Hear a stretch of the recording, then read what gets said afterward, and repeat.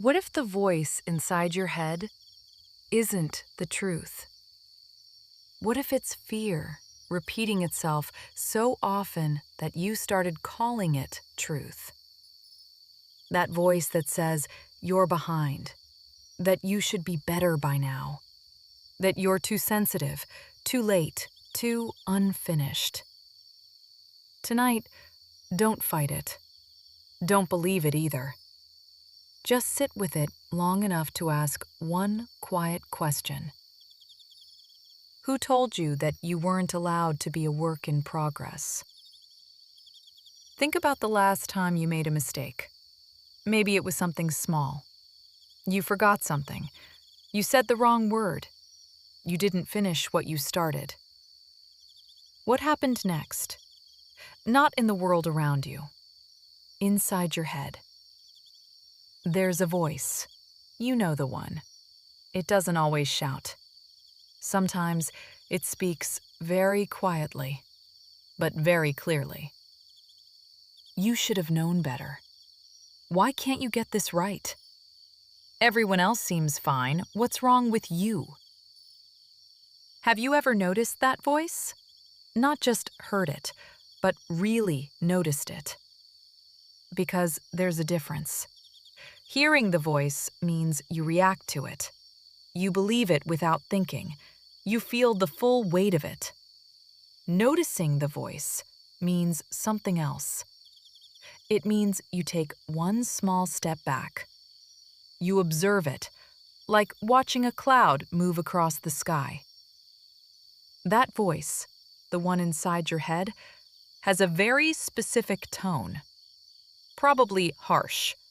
Probably fast. Probably very, very certain. And here is something worth holding. You didn't choose that voice.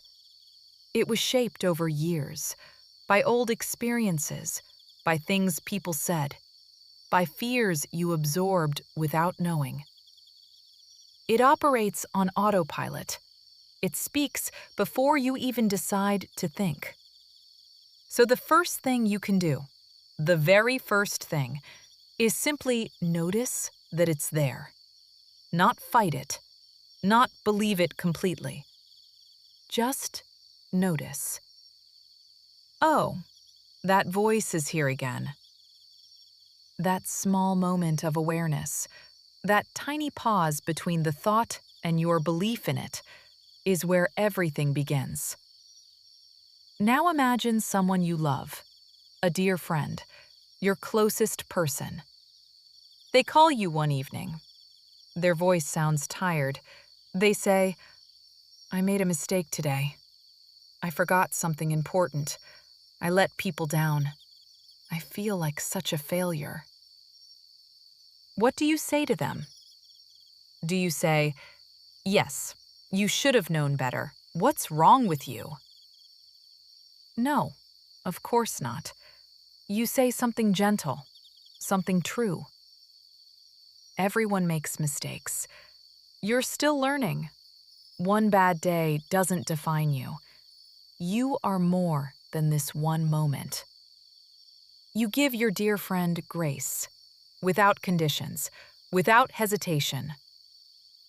Now ask yourself this: why don't you speak to yourself the same way? We hold ourselves to expectations we would never hold for the people we love.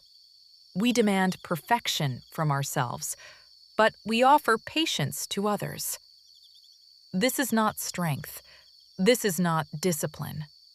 This is a bias, and most of us carry it without even realizing. So the next time that voice appears, the one inside your head, ask yourself one simple question. Would I say this to a dear friend? If the answer is no, maybe it doesn't deserve to be said to you either. There is one question I want to give you today. One simple question. It's not complicated, but it is powerful. What is the actual evidence? Not the feeling, not the fear, not the story your mind is building very fast. The evidence, the facts. What is objectively, actually, really true. Because the voice inside your head, especially when it is judging you, loves to mix things together. It mixes a feeling of failure with the fact of failure. And those are not the same thing. Feeling like a failure is an emotion. Being a failure? What does that even mean? Is it permanent? Is it the whole truth? You made a mistake. That is a fact. But a mistake is one moment, in one situation, on one day. Ask yourself, does this one moment represent who I really am? Most of the time, if you slow down enough to look honestly, the answer is no. The voice inside your head builds its verdict very fast. It skips the evidence entirely. It goes straight to the conclusion. But you don't have to accept a verdict without first looking at the evidence. Ask for it. Look at it calmly and see what's actually there, not just what fear is telling you. There's something your body does when that voice gets loud. You might feel it in your chest or in your shoulders, a tightness, a holding. Your nervous system reads that inner voice as danger, and when you feel threatened, everything speeds up. Your thoughts, your breath, your judgments. So the most powerful thing you can do in that exact moment is slow down. Not fix the problem immediately, not find the answer right now. Just slow down. Take one breath, longer than usual, slower than usual. Let your body feel what slowness actually feels like. And when you speak to yourself, even silently, even in thought, choose words that describe, not words that condemn.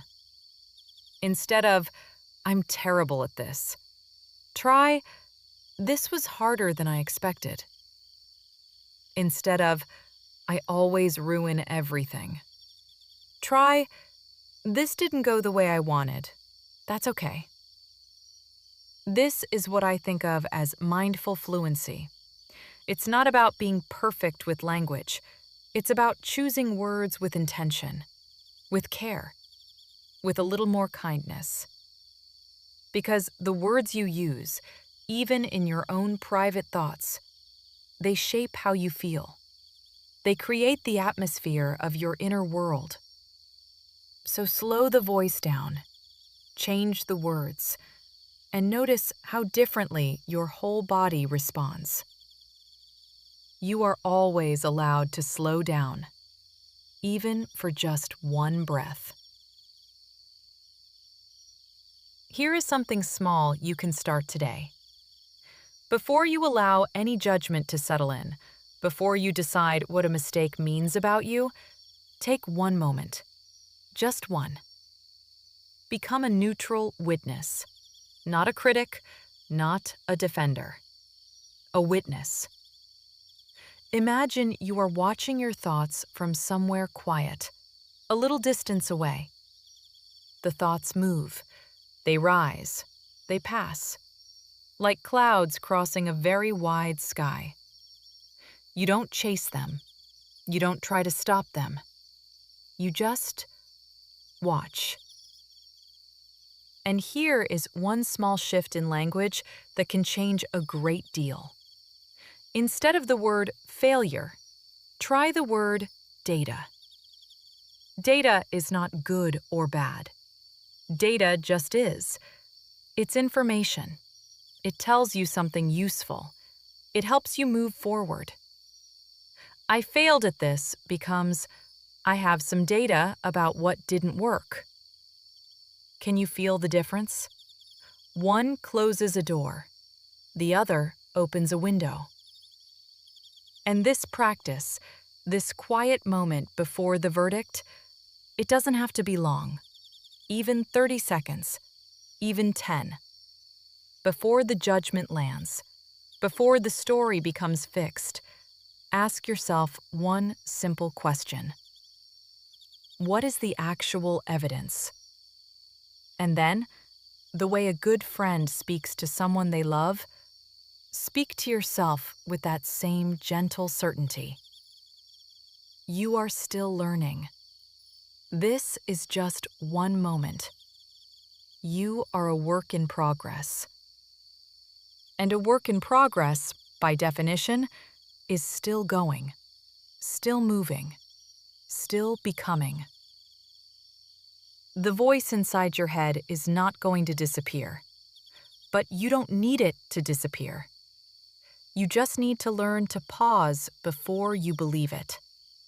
Ask one question. Look at the actual evidence. Speak to yourself the way you would speak to a dear friend. Slow it down. Because you were never supposed to be finished. You were supposed to be here. Imperfect. Learning. Present. A work in progress. And that has always been enough.